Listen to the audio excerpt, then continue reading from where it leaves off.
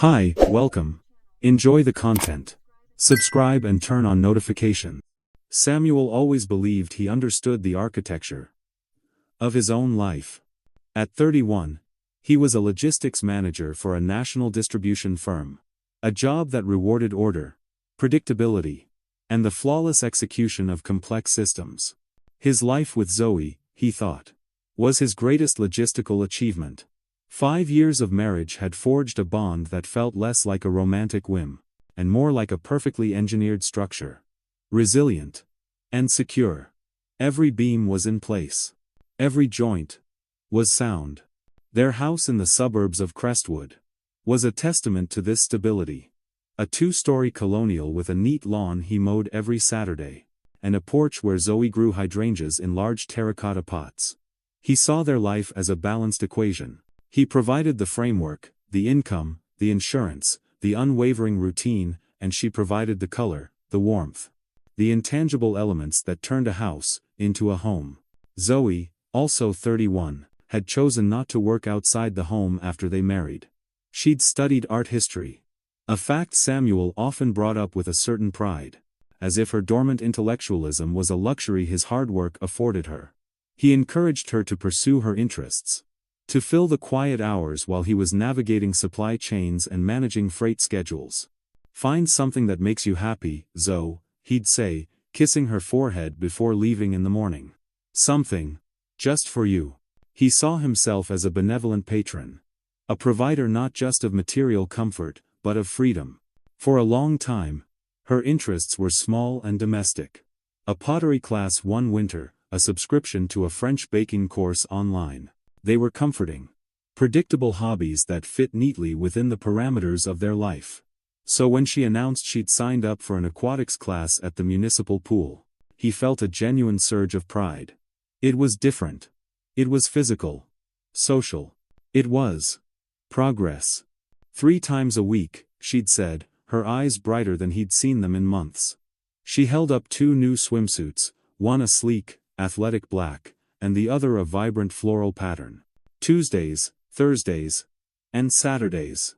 It'll be good for me, Sam, you know, for fitness. And to meet some new people." He wrapped his arms around her waist from behind, resting his chin on her shoulder and inhaling the familiar scent of her shampoo. "I'm glad for you, love. You deserve it." In his mind, this was the system working perfectly. He provided the opportunity, and she seized it. Another joint in their structure, seamlessly locked into place. The first few weeks fell into a comfortable, new rhythm. At exactly 1:30 in the afternoon on Tuesdays, Thursdays, and Saturdays, Zoe would leave, her gym bag slung over her shoulder. She'd return around 5. Her hair damp and smelling faintly of chlorine, her cheeks flushed with a healthy glow. She would tell him stories over dinner. Little vignettes from the Crestwood Municipal Pool. She spoke of the other swimmers, a group of middle-aged women who gossiped relentlessly, and a few serious men who swam lap after lap in stoic silence. She described the instructor, a stern older woman named Mrs. Gable who insisted on perfect form. Samuel would listen, nodding along, picturing it all in his mind. He was happy because she seemed happy. Her engagement with this new world felt like a validation of their life together, a sign that everything was precisely as it should be. The surface was flawless, shimmering under the gentle light of their shared contentment. He had built this, and it was good. The first sign that the structure was compromised came on a Thursday afternoon, 3 weeks after the aquatics class began. It was a day like any other, until it wasn't. An urgent international shipment had been rerouted, and the cascade of logistical nightmares that Samuel was expected to solve had been, unexpectedly, resolved by a junior manager with a clever workaround. His afternoon, which was supposed to be a marathon of conference calls and angry emails, was suddenly, blissfully empty. He was out of the office by 3. He drove home with the windows down, the mild autumn air washing over him. He imagined a few quiet hours with his laptop on the patio, catching up on personal emails before Zoe returned, smelling of pool water and cheerful exhaustion. He came in through the side door that led into the laundry room, a habit ingrained from years of not wanting to track dirt through the pristine foyer. And that's when he saw them. Hanging from the small, retractable clothesline above the washing machine, were Zoe's two swimsuits, the sleek black one, and the vibrant floral one. Side by side, swaying almost imperceptibly in the draft from the open door. They were damp, but not dripping. They were in the process of drying. He stopped. His briefcase slipped from his grip and landed on the tiled floor with a dull thud. A frown tightened the space between his eyebrows. It was just after 3 o'clock, on a Thursday. Zoe should be at the pool. Right now. Her class didn't end for another hour. And the drive home took at least 30 minutes. How were her swimsuits already here? Hanging on the line. For a moment, his mind, the mind of a logistics manager trained to find rational explanations for systemic failures, went into overdrive. Sequence error. Find the variable. Maybe she had bought more swimsuits. Yes, that was it. Women did that, didn't they? When they found something they liked, they bought it in multiple colors. She must have a third. Or even a fourth suit. Or maybe she'd felt unwell. Skipped class today. She could have put on her suit, gotten to the car. And then decided against it. It was a plausible, if slightly disappointing, explanation. He shook his head, physically trying to dislodge the unease that had settled in his gut like a cold stone. He was being paranoid. His job made him see patterns and deviations everywhere. This wasn't a supply chain anomaly, this was his wife's laundry. 5 years of a happy, stable marriage didn't get questioned over a couple of swimsuits on a line. He picked up his briefcase, walked into the kitchen, and made a pot of coffee, the familiar ritual a comfort against the strange new anxiety. He opened his laptop and tried to lose himself in work, shoving the image of the swimsuits into a dark corner of his mind. But the corner didn't stay dark. The image became a splinter, working its way deeper. Once the possibility of a discrepancy had been introduced, his analytical brain couldn't let it go. It began scanning past data for other anomalies, things he had noticed, but dismissed. There was the new perfume she wore. A light, citrusy scent. He'd only ever smelled it on her on Tuesdays, Thursdays, and Saturdays. Right before she left. When he'd complimented it once, she'd simply smiled and said, "It's my pool perfume." Something fresh. It seemed logical. At the time. And there was her phone. It had recently developed a habit of resting face down, on the coffee table, or the nightstand, or the kitchen counter. A small change in protocol, but a change nonetheless. He'd never had a reason to look at her phone. He trusted her. Trust was the foundation of their entire structure. But now, he wondered what data lay hidden on that dark screen. Individually, they were nothing. A new perfume, a different phone habit. Dry swimsuits. But together, they formed a pattern his mind couldn't ignore. They were deviations from the baseline. And in his world, deviations were never random. They always signaled a deeper problem. In the system. The following week, the splinter in his mind had become an insistent throb. Every time Zoe left for her class, humming happily as she grabbed her keys. A cold knot formed in Samuel's stomach. He watched her go, smiling and waving, playing the part of the supportive husband while his mind raced with calculations and probabilities. The trust that had been the bedrock of his world was now fractured, and he found himself peering through the cracks, searching for something he was terrified to find. He decided he needed more data. A direct query. A controlled test. To measure the system's response. He planned it for Tuesday evening. He cooked her favorite meal, lasagna from scratch, a dish that took hours and was reserved for special occasions. He opened a bottle of good red wine. He wanted the setting to be perfect, disarmingly normal. He was setting a stage. And he was both the director and the lead actor. They sat at the dining table, the candlelight flickering between them. For a while, the performance was flawless. They talked about his day at work. About a funny article she'd read online. She told him a story about Mrs. Gable, the swim instructor, scolding a man for using a kickboard improperly. The story. It sounded rehearsed. The details. Thin. Or maybe that was just his paranoia coloring the narrative.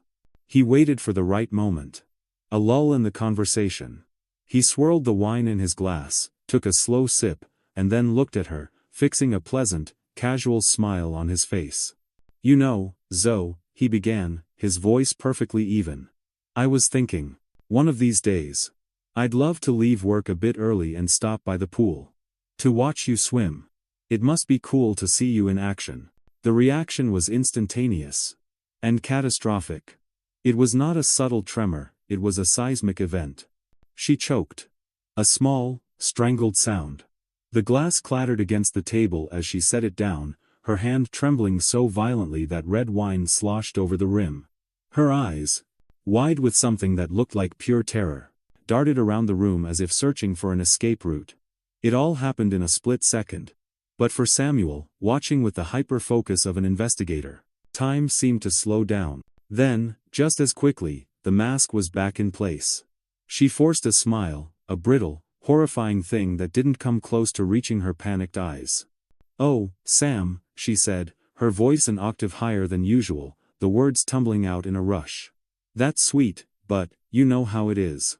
I'm still really bad at it. Honestly, I mostly just flounder around. I'd be so self-conscious. With people watching. Especially you." She let out a laugh that sounded like breaking glass. "Maybe when I get a little better. I'll let you know." She immediately looked down, focusing with intense, unnatural concentration on cutting a piece of lasagna on her plate. She didn't look at him again. Samuel felt nothing. And that nothing was the most terrifying feeling of all. It was a cold, heavy void that opened up in the center of his chest, absorbing all the warmth, all the love, all the carefully constructed certainty of the past 5 years. That was a lie. He knew it with a clarity that was absolute and devastating. Zoe had never been self-conscious. She was the woman who would sing off-key in the car with the windows down. The woman who had once given an impromptu, comical speech at a friend's wedding. The woman he knew would have laughed at his suggestion and said, "Sure, come watch me nearly drown, it'll be hilarious." But the woman sitting across from him, the woman who was now studiously avoiding his gaze, was a stranger. And she had just lied. Directly to his face. The rest of the dinner passed in a fog. He didn't taste the food he had so carefully prepared. The wine tasted like ash. Later that night, he lay in bed, staring at the ceiling in the dark, listening to the soft, even rhythm of her breathing beside him. She was turned away from him. Already deep in a sleep that seemed peaceful, untroubled. He did not sleep. His mind was a whirring machine, finally processing all the data points without the filter of love, or trust. The dry swimsuits. The perfume. The phone. The panicked reaction at dinner. It was no longer a collection of anomalies. It was a clear, undeniable pattern. It was a conclusion. She was not going to a swimming class. And in the cold, dark silence of their bedroom, another, more terrible conclusion began to form. If she wasn't there, then she was somewhere else. With someone else. The next day at work, Samuel operated on pure autopilot. He sat in meetings, his face a mask of professional engagement, nodding and offering input while his mind was miles away. Designing a new, terrible kind of logistical operation. He wasn't tracking freight anymore. He was planning to track his wife. The decision was cold, clinical, and devoid of the messy emotions that were churning just beneath the surface. This was no longer a marriage problem. It was a logistical problem, requiring observation and data collection. To confirm a hypothesis. On Thursday, he told his team he had a non-negotiable dental appointment he couldn't reschedule. He left the office at 1 o'clock. He drove home and parked his car 3 houses down the street, in a spot partially obscured by a large oak tree. From there, he had a clear, unobstructed view of their driveway and garage. The dashboard clock glowed with red numbers. 1:47 p.m. He settled in to wait, his hands gripping the steering wheel, his knuckles white. His heart hammered against his ribs with a frantic, uneven rhythm. This was the part he hadn't planned for, the visceral, physical toll of his own cold logic. At 2 to 10 p.m., exactly 10 minutes later than her usual departure time, the garage door rumbled open. Zoe's gray sedan backed out. She was wearing sunglasses. He couldn't see her expression. She turned left at the end of the street, heading away from him. He waited for 2 cars to pass. Then started his engine, his movements slick with a strange, predatory calm. He followed her. He kept his distance, always with at least one or two cars between them, a buffer of anonymity. His palms were so sweaty he had to wipe them on his trousers. The Crestwood Municipal Pool was north of their neighborhood. Zoe drove for about 5 minutes, and then, at the intersection where she would normally turn right to head north, she signaled and turned left, heading east. The knot in Samuel's stomach tightened into a ball of ice. He continued to follow, his mind now eerily quiet. There was no more speculation. No more frantic searching for alternative explanations. There was only the quiet, grim business of watching the truth unfold. In real time. She drove for another 10 minutes, deeper into a residential area he vaguely recognized, Oak Ridge Heights. It was a neighborhood of modest, single-story brick bungalows and well-kept yards. The picture of quiet, middle-class domesticity. She slowed down, her turn signal blinking, and pulled up to the curb in front of a neat little house with a small, covered porch and dark green shutters. Samuel drove past without slowing, his eyes fixed on his rearview mirror. He turned at the next corner and parked, his own car now hidden from her line of sight, but her gray sedan still perfectly visible in his side mirror. His breath was coming in short, shallow bursts. He fumbled for his phone, his hands shaking so badly it took him 2 attempts to unlock it. He watched as Zoe got out of her car. She glanced quickly up and down the quiet street, a furtive movement that sent a jolt of sickness through him. Then, she walked up the short concrete path to the front door. He pressed record on his phone's camera, his thumb unsteady. He filmed as she reached into her bag. She didn't knock. She didn't ring the bell. She pulled out a key, slid it into the lock, and opened the door as if it were her own. She stepped inside without a moment's hesitation, and the door clicked shut behind her. Samuel lowered the phone, his arm feeling impossibly heavy. He checked the time, 2:32 p.m. He waited. The silence in his car was absolute. The minutes stretched into eternities, marked only by the digital flip of the numbers on his dashboard clock. He took pictures of the house, of her car, of the street sign, Elm Street. He saved the location on his GPS. He was documenting the demolition of his own life. Brick by painstaking brick. Every passing second was another shovelful of dirt on the grave of his marriage. He didn't feel anger yet, or even sadness. He felt a profound, hollow emptiness. The feeling of a man watching a building collapse in slow motion, knowing he was inside it. At 4:37 p.m., the front door opened again. He raised his phone instantly, his body acting on instinct. Zoe stepped out onto the porch. She adjusted the collar of her blouse and ran her fingers through her hair, a gesture of casual intimacy that made his stomach clench. She pulled out her phone, smiled at something on the screen, and typed a quick reply before tucking it back into her bag. She looked relaxed. Content. He filmed it all. He filmed as she walked back to her car, got in, and drove away, heading back in the direction of their home. Just in time to arrive around 5. Ready with a story about her exhausting but invigorating day at the pool. Samuel waited until her car was completely out of sight. He turned off the engine, the silence that followed pressing in on him. His legs felt shaky, disconnected from his body. As he stepped out onto the quiet street, the distant hum of a lawnmower was the only sound. He walked up the concrete path to the front door of the brick bungalow. It felt like walking in a dream. He stood before the door for a long moment, taking 3 deep, measured breaths, trying to force oxygen into his lungs, into his brain. Then, he raised his hand and knocked. 3 firm, solid knocks that echoed in the afternoon stillness. He heard footsteps from the other side, slow and unhurried. The lock clicked. The door opened. The man who stood there was around his own age, maybe a year or 2 older, with messy brown hair and tired eyes. He wore a simple gray t-shirt and faded jeans. And Samuel recognized him instantly. The recognition was a physical blow, knocking the last of the air from his lungs. He'd only ever seen his face in a few old, faded photographs that Zoe kept in a shoebox at the back of their closet. Declan. Her ex-boyfriend from college. The one she'd dated for 2 years before they met. The one she always referred to with a dismissive wave of her hand as a youthful mistake, an immature phase she was glad to be over. Declan looked at Samuel. And his expression wasn't one of surprise or panic. It was one of profound weariness. As if he'd been waiting for this moment for a very long time. And was strangely relieved it had finally arrived. He sighed. A heavy, rattling sound. "You must be Samuel," he said, his voice flat. He pulled the door open wider. "I think you should come in." Samuel stepped inside, every muscle in his body coiled tight. The living room was sparse and impersonal. A brown sofa, a television mounted on the wall, a coffee table cluttered with magazines. Declan closed the door behind him and gestured vaguely toward the sofa. Samuel remained standing, crossing his arms over his chest. It was a defensive posture. The only thing holding him together. "Are you going to tell me what's going on?" Samuel said, his voice dangerously calm, "or am I going to have to ask?"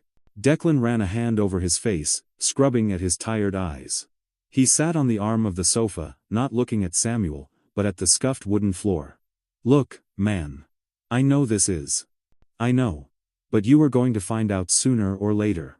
He finally lifted his gaze, and there was no apology in it, only a grim resignation.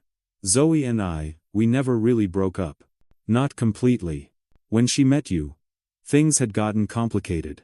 We drifted apart, sure. But we never cut the cord. A text here and there. A call on her birthday. And then 6 months ago. I moved back to Crestwood after a few years away," he continued. "We reconnected." "Reconnected," Samuel repeated, the word tasting like poison on his tongue. "Is that what you call it?" Declan had the decency to look away. "It started as coffee. Then it became lunch. And then..." He trailed off, shrugging, as if the rest were an unavoidable conclusion. "She comes here. 3 times a week. Tuesdays, Thursdays, Saturdays." The casual, almost bored way he listed the days like appointments in a calendar made something inside Samuel snap. "And the aquatics class?" Samuel asked, his voice still unnervingly level. Declan gave a short, bitter laugh. "There is no aquatics class, man. There never was. That was just the excuse she came up with." A humorless sound escaped Samuel's throat. "Creative." He took a step toward Declan, who tensed, but Samuel only pointed a finger at him. "And you? What exactly do you think you're doing here? Saving her from a terrible marriage? Are you the hero in this story?" Declan shook his head, a flicker of something, maybe genuine feeling, maybe just self-pity crossing his face. "It's not about being a hero, it's about how it is. She loves me. She always has. You." He paused, looking Samuel up and down. "You were the safe choice. The stable guy with the good job and the 5-year plan. But real, messy love? The kind that doesn't make sense? That's what she has with me." The words were designed to wound. And they did. They were arrows dipped in the poison of Samuel's deepest insecurities. But he didn't let it show. He kept his face a blank mask. "Does she know you're telling me all this?" he asked. Declan hesitated. "No. But she will. We were planning to be together. For real. She was going to tell you. File for divorce in the next few weeks." Samuel nodded slowly, as if processing a minor logistical detail. "Convenient. You saved her the trouble." He pulled out his phone, his hand now perfectly steady. He showed Declan the video of Zoe leaving the house, the photos of her car, the saved GPS location. "I've documented everything. That should make the divorce process much more straightforward. So, thanks, I guess." Declan's face paled as he looked at the evidence. The weary resignation was gone, replaced by a flicker of genuine fear. Samuel took one last look around the anonymous living room, imprinting the scene of his own betrayal onto his memory. Then he turned and walked to the door. "Oh, and Declan," he said, his hand on the knob. Declan looked up. "Good luck with her," Samuel said, his voice devoid of all emotion. "You're going to need it." He walked out, closing the door softly behind him. The drive home was a blur. He operated the vehicle on muscle memory alone, his mind a silent, white-hot engine of rage and pain. When he walked into his house, the smell of sautéing garlic and herbs filled the air. Zoe was in the kitchen, a glass of wine on the counter beside her, humming softly to the radio as she stirred a sauce in a pan. She was completely, blissfully, unaware. He stopped in the kitchen doorway and watched her for a moment. This woman, this stranger he had shared a bed with for 5 years, this woman he had loved, promised to protect, built a life for. The whole thing was a fiction. He had been married to a character she was playing. A carefully crafted role in a long-running play. He walked to the dining table and placed his phone, face up, in the center. The screen was still illuminated, showing the photograph he had taken of her walking out of Declan's front door, less than an hour ago. The sharp click of the phone hitting the wood made her turn. Her smile faltered as her eyes landed on the image. The color drained from her face so completely, so instantaneously, that for a horrifying second, he thought she might actually faint. Her lips parted, but no sound came out. Her hand, the one holding a wooden spoon, began to tremble. Her legs seemed to give way beneath her, and she reached out, grabbing the edge of the stove for support. "How was your aquatics class today, Zoe?" Samuel asked. His voice was low, controlled. Each word a perfectly polished stone of contempt. "Declan sends his regards, by the way. We had a rather interesting conversation." The wooden spoon clattered from her nerveless fingers onto the tiled floor. Her mouth opened and closed, like a fish gasping for air, but no excuses. No lies. No explanations came. Her eyes, wide with terror and guilt, filled with tears that began to spill silently down her cheeks. She didn't try to deny it. She didn't scream at him for following her. She just broke. She slid down the side of the kitchen cabinets, her body collapsing in on itself until she was a heap on the floor, sobbing into her hands. Samuel watched her, feeling a strange, clinical detachment, as if he were watching a poorly acted scene in a movie. There was no satisfaction, no triumphant thrill of revenge. There was only a vast, echoing emptiness. 6 months, he said, more to himself than to her. "You lied to me every day for 6 months, every Tuesday, every Thursday, every Saturday. You kissed me goodbye. And you went to his bed." Her sobs grew louder, a desperate, animal sound of pure despair. He kept going, his voice gaining a sharp, cruel edge. "You know what makes me angrier than the cheating? It's the cowardice. The fact that you couldn't even tell me. You had to construct this pathetic, elaborate lie. Declan had more respect for me in 5 minutes than you've shown me in 5 years. At least he was honest. Sam. She finally managed to gasp between sobs. "I didn't want to hurt you." He raised a hand, cutting her off. "No. Don't. Don't you dare give me that excuse. You didn't want to hurt me. You chose to do this more than 70 times. You chose it every time you walked out that door. You wanted this." She didn't respond, just continued to cry on the kitchen floor. He picked up his phone from the table. "I'll be sleeping in the guest room. Tomorrow, we start dealing with the logistics. Lawyers. Assets. All of it." He started to walk toward the hallway, but paused at the door and looked back at her one last time. She looked small and broken, curled up against the cabinets. A flicker of pity, a ghost of the love he once felt, stirred within him. He crushed it. "I hope he was worth it," Samuel said quietly. Then he went upstairs. The days that followed were mechanical and cold. The house, once a sanctuary of shared comfort, became a silent, partitioned territory. They communicated only through terse text messages about practicalities. On Monday, Samuel hired a divorce lawyer, a man with a brisk, no-nonsense demeanor who spoke of dissolution of marriage as if it were a corporate merger gone sour. Because they had no children. And no joint mortgage. The process was painfully, brutally simple. Everything would be split down the middle. Bank accounts. Furniture. The 5 years of their shared life reduced to a spreadsheet of assets to be divided. Through the legal discovery process, a few more bitter details emerged. His lawyer found that Zoe had changed all her email and social media passwords 3 months prior, a premeditated act of digital concealment that stung him with its calculated foresight. She had been covering her tracks.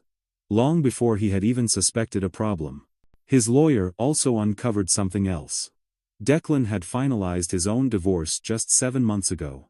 And a mutual acquaintance, when pressed, recalled seeing Zoe at the courthouse during one of Declan's hearings, offering friendly support. The timing was perfect. The timeline was damning. Had she been waiting for Declan to be free? Or had Declan rushed his own divorce? Because she was waiting in the wings? In the end, it didn't matter. The result was the same. The divorce was finalized in a record 8 weeks. Samuel signed the papers in a gray, sterile office with a view of a concrete parking garage. He never saw Zoe during the entire process.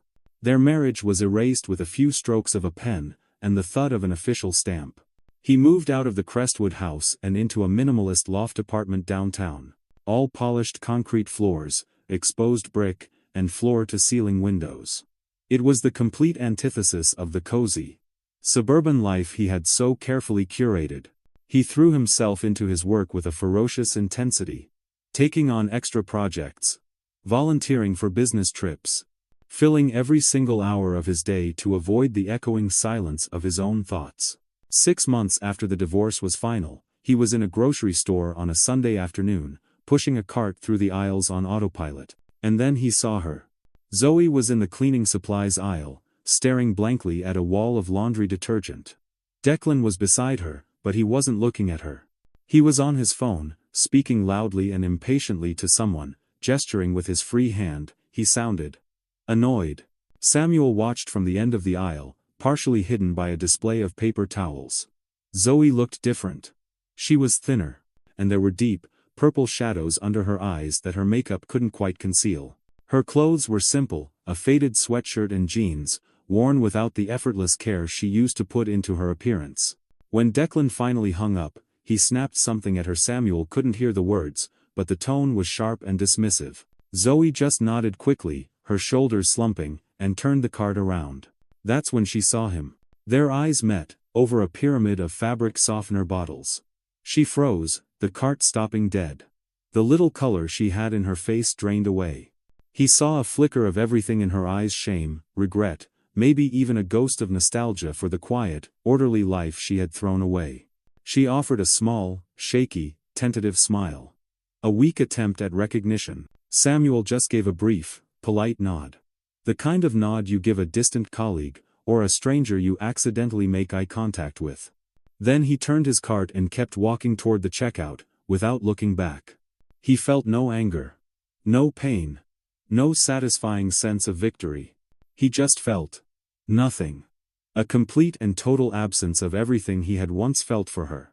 In the parking lot, as he loaded his groceries into the trunk of his new, practical car, he allowed himself a moment of reflection. The affair had broken him, yes. But in a strange way, it had also freed him. He had learned that love without truth wasn't love at all. It was just a comfortable illusion. A fantasy that shatters at the first impact with reality. Zoe had chosen to live in lies, because it was easier than facing the truth that she'd married the wrong man. Declan had been a willing accomplice, feeding her fantasy during stolen afternoons. And Samuel? Samuel had chosen the truth. No matter how brutal it was. He got into his car, and turned on the engine. As he pulled out of the parking lot, he glanced one last time in his rearview mirror. He saw them loading their own groceries. Declan was back on his phone. Zoe was lifting the heavy bags into the car. By herself. He felt a ghost of pity for her. But he pushed it away. That was not his responsibility anymore. That was not his life. He drove back to his loft, where a new life, a true life, awaited him. A life where he didn't have to question every word, every gesture, every Tuesday, Thursday, and Saturday afternoon. A life built on the solid, unforgiving foundation of reality, not on carefully orchestrated lies. As the sun set over the city, painting the sky in strokes of orange and purple, Samuel almost smiled. Not because he was happy. Happiness, he now understood, was a complex variable, not a final destination, but because he was free. Free from her.